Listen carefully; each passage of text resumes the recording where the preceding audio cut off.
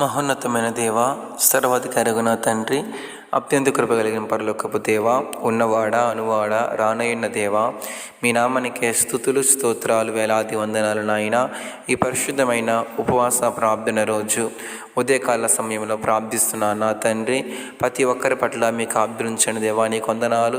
ప్రతి ఒక్కరిని దీవించండి, ఆశీర్వదించడం ప్రార్థిస్తున్నాం. ఎవరైతే నా ప్రభా ఉపవాసం ఉంటున్నారో వారందరి పట్ల మీకు ఆబ్దురించమని వేడుకుంటున్నాను దేవా, నీకు వందనాలు. ప్రతి ఒక్కరినైనా మార్గాలలో కృప చూపించండి, ప్రయాణైనా ఉద్యోగాల్లో తోడైండండి, వారి బిజినెస్లో కూడా మీకు ఆబ్దురించడం ప్రార్థిస్తున్నాం. ప్రతి ఒక్కరి వ్యాధులలో, బాధలలో, బలహీనతల్లో శక్తి, జీవాత్మ దయచేయండి తండ్రి, వందనాలు. ప్రతి వ్యాధి నుంచి, బాధ నుంచి విడిపిస్తూ నా తండ్రి మీరు స్వస్థపరుస్తూ ప్రతి ఒక్కరిని కూడా బలమైన సాక్షిగా నా తండ్రి వాడుకుంటారని త్వరలో రానయ్యున్న యేసుక్రీస్తు పరిశుద్ధ నామములో ప్రార్థిస్తున్నాను పరమ తండ్రి.